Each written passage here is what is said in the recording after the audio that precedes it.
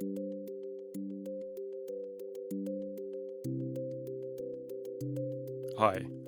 today I'd like to show you how to blend watercolour pencils using the Promarker Colourless Blender from Winsor Newton.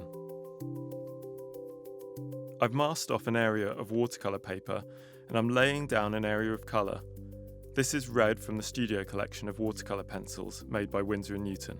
They're wax-based. Now, I'm carefully removing the masking tape. This is the Promarker Colourless Blender. It's twin-tipped, and I'm going to show you how controlled and detailed your blending will be when working with these nibs. This is the broad nib, great for blending larger areas quickly or creating defined angles. Good practice is to clean the nib after use on Promarker paper like this. I'm switching to the bullet nib. This is for fine detail, as you can see here.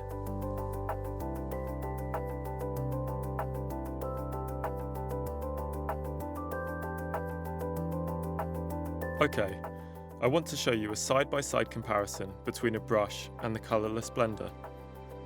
As before, here's an area of pencil colour, lush green.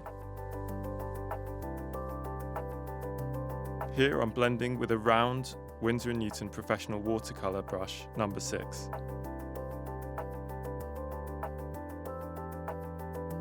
And here I'm using the blender.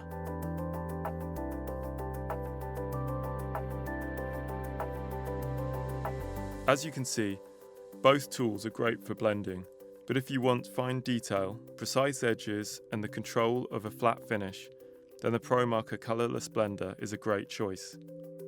Thanks for watching.